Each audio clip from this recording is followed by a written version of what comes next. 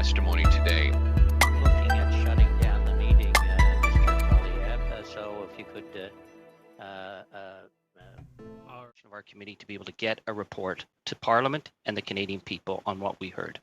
We need to move on that. We are now coming into the spring of 2021. It's incumbent to I think move on with this report. So in terms of Mr. Erskine Smith's offer on the table, I think a day with the Kielburger brothers would be very useful. I would say it has to be a 3-hour meeting. There's going to be many outstanding questions.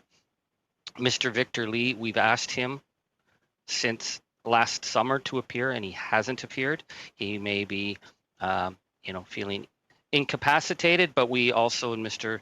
Erskine Smith will remember this, we had a hostile witness in the Cambridge Analytica study, Zach Massingham. He had doctor notes. He did not want to appear. We summoned him, and he appeared virtually.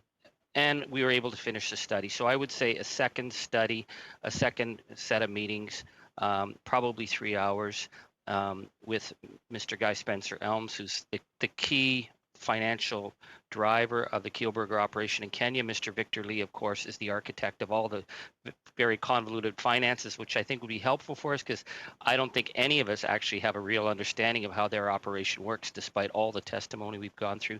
Ms. Sophia Marquez, we've asked for before because of the issue of lobbying, so I would say that would be another meeting. Then we need to set aside time to get this report done so we can present it to the Canadian people. So that's my offer. And then I think if we have agreement on that, I would be more than willing to go in camera for the sensitive issues that we have to talk about in terms of documents and certainly the issue of Pornhub. We want to make sure we do this right. So if we can get agreement on the first part, I would say, Mr. Workington, excellent chair that you're going to be, I'd be more than willing to go in camera.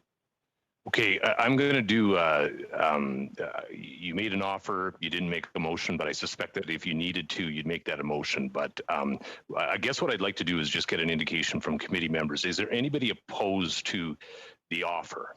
Are we, we may be forced to make that a motion, Mr. Angus, and then we can have a discussion and either vote it up or, vote for it or vote against it, unless I see, but we'll only proceed that way if there isn't consent to move forward, because there seems to be consensus. Chair? Mr. Barrett. Yeah, Chair. So all of those things, as outlined by Mr. Angus, I would like included in the meeting, as I said previously, that I would like an invitation and to hear a response from former Finance Minister Bill Morneau. And depending on the outcome of that outreach, for then the committee to make a decision on if a summons needs to be extended, or if he is available and attends of his own volition. Okay, so what I'm going to do is go back to Mr. Angus just to get clarity in terms of how he would like to proceed, and then we're going to go through the speaking list. I have Ms. Shanahan, Godrew, and Mr. Erskine Smith. So let's go back to Mr. Angus. I think we have agreement on the first part of this. My understanding is that it seems that we have consensus. I'm sorry I forgot to respond to Mr. Barrett on Mr. Morneau. I think Mr. Morneau is very important here. I'm of the feeling that maybe we should wait on the Ethics Commission's report, which I believe should be coming soon. We might be in a better position to have him come then. I leave that to my colleagues, but I certainly think that if there's a finding, then we'd be better equipped to have Mr. Morneau then. But I'm open. But I think if we have agreement on the first part, I'm ready to accept. And I would put that on the table. That I think with Mr. Morneau, I'd really like to hear. Well, I'd like to see what the Ethics Commissioner has to say, and I'm hoping that report will be coming soon. Okay, Mr. Angus, these witnesses have all been invited. So are you suggesting that if they do not come, that I think Mr. Erskine Smith had suggested a summons, is that the committee will, that's how we would proceed, provide another invitation? If they don't, then it's a summons. Very good. Yes. Okay, we're going to go through the speaking list now. I guess we will proceed on the basis that this is a motion if, in fact, we don't get just a consensus. Why don't I just make a motion? Yeah. So why don't I just move that in order to I've just got badly written notes here, so I'm going to try. So if anyone's got an amendment, let me know. But so in order to complete the study into issues of conflict of interest in lobbying with respect to, I don't know how you guys phrased it originally, with respect to pandemics. So in order to complete the study into issues of conflict of interest in lobbying and report its findings to the House, the committee hold 2 final meetings to hear from the following witnesses. So Mark and Craig Kielberger for a 3-hour meeting, and then Sophia Marquez, Victor Lee, and Spencer Elms in another 3-hour meeting, and that the committee will summons these witnesses should they not respond and grant our request. Very good. I appreciate that. Mrs. Shanahan.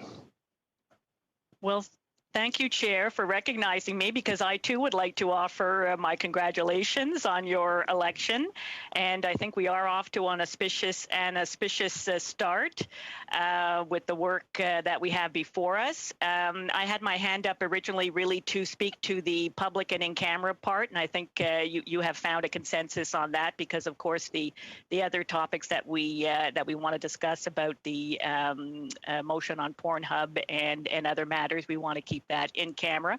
And as for the matter that is before us, just as Mr. Angus and Mr. Erskine Smith have outlined the motion that Nathaniel has outlined, I'm certainly in agreement to that. I'm agreeable to us proceeding on that basis. Thank you. Ms. Gaudreau. Oui, bonjour. Hello, Mr. Chair. Congratulations. You have a big challenge ahead of yourself, but the good thing is that we've all met many times before. There are new members, of course, but congratulations to you, and I'm sure that everything will go very well for you. And I'd also like to thank Mr. Sweet. I think he's doing well. I hope he's doing well, rather. So I was saying yes without saying it out loud, of course, but we should absolutely be careful with confidential information. And I'm also very pleased to know that with all the time that we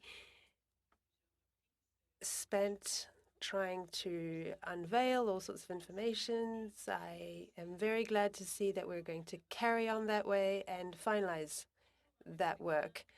So, of course, I'm for all of this, but we have to respect the timeline, meaning that once we have a report, then we'll need to come up with a witness list and to avoid missing any information and having to summon them once more or invite them once more. That's what I wanted to add. Welcome and happy 2021 to all of you, dear colleagues. Well, thank